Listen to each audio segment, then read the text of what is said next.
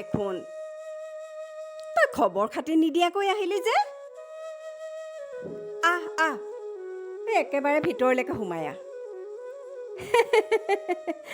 মই আকৌ ভাবিছোঁ এই সময়তনো কলিং বেলটো কোনে বজালে আহ কি হ'ল তই হ'বলা ভয়ে খাইছিলি খবৰ নিদিয়াকৈ অহা বাবে ভিনদেউ আৰু মাজনী নাই নেকি ভয় আকৌ কিয় খাম হঠাতে তই খবৰ নিদিয়াকৈ অহাৰ বাবেহে সুধিছোঁ চা আকৌ আমি থিয় থৈ কথা পাতি আছোঁ তই বহি লচোন সৌ চকীখনকে টানি ল ইহঁত বাপেক জীয়েক আছে ভিতৰতে টিভি চাই বাৰু কচোন তহঁতৰ খবৰ খাতি সকলোৰে ভালনে ভাল কাৰণেতো আহিব পাৰিছোঁ তহঁতৰতো মনতেই নপৰে যাবলৈ হেই এইজনী তেনেকৈ কিয় কৈছ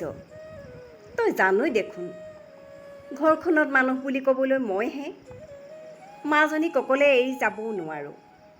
তাইক লৈ গ'লেও আকৌ কলেজখন ক্ষতি হয় নহয় এখেতেও একেবাৰে অফিচ ক্ষতি কৰিবই নোৱাৰে বিমলা তইনো কেতিয়া আহিলি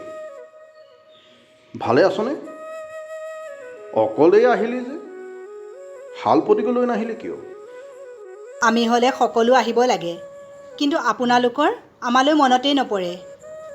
বাইদেউ বোৱাৰী ঘৰলৈ অহাই নাই নেকি ক'ত আহিব গিৰিয়েকক এৰি ইয়াত বোৱাৰী বন কৰি খাবহিনে জানই নহয় তই সকলো কাপোৰো যিবোৰহে পিন্ধে ইয়াত আৰু মানুহে নক'বলৈ নাই মোৰহে নাক কাণ কটা যায় তোমাৰো যে মুখখন আৰু দেই তাই কথাষাৰ সুধিছেহে তোমাৰ বকলা মেল খালেই নে পাতা দুই বাই ভনীয়ে কি পাতি থাকা মই ভাত খাবলৈকে কিবা এটা আনোগৈ মাহী ভালনে তোমাৰ তোমালোকে কথা পাতি থকা শুনি মই একেবাৰে চাহকে লৈ আহিলোঁ দেই চাহ খোৱা মাহী মা তোমাৰ কথাবোৰ কিন্তু মই ভিতৰৰ পৰা সকলো শুনি আছিলোঁ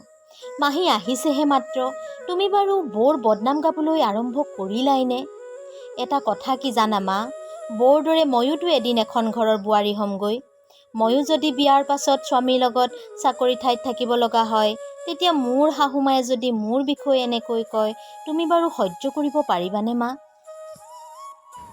হয়তো মাজনীয়ে ঠিকে কৈছে চা বাইদেউ এতিয়া সিহঁতে বিয়া পতা বেছিদিন হোৱাই নাই এতিয়াই একেলগে থাকি লওক দেচোন পিছত ল'ৰা ছোৱালী হ'লেতো ঘৰতেই থাকিবহি লাগিব কাপোৰৰ কথা নকবিচোন আজিকালি পৰিৱেশ পৰিস্থিতিৰ লগত নিজকে খাপ খুৱাই থাকিবলৈ ঠাই বিশেষে কিছুমান কাপোৰ পিন্ধিবলগীয়া হয় পিছে কথা এটা ঠিক গাঁৱৰ ঘৰলৈ আহিলে নিজৰ বোৱাৰী সাজযোৰৰ প্ৰতি লক্ষ্য ৰখাটো আমাৰ সমাজৰ বাবে অতি দৰকাৰী তই তাইক এবাৰ আহিলে বুজাই দিবি তাই মদ গৰ্বীজনীয়ে মোৰ কথা শুনিবনে তই তেনেকৈ ইমান বেয়াকৈ কেনেকৈ ভাবিব পাৰ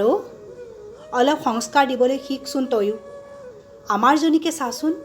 মই ঘৰত সোমাই থাকি আমনি পাইছোঁ বুলি ভাবি তাই নিজে জেঠাই ঘৰৰ পৰাই আহকগে মা বুলি মোক পঠিয়াই দিছে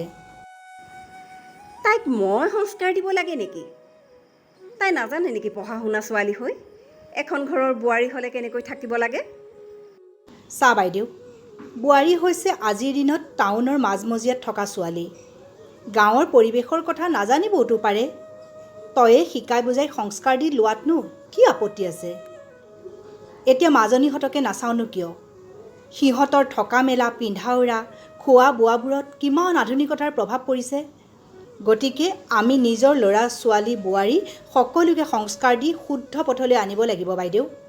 বোৱাৰীক তই নিজৰ ছোৱালী বুলি ভাবিলেহে সংস্কাৰখিনি দিব পাৰিবি হ'ব দে এতিয়া এইবোৰ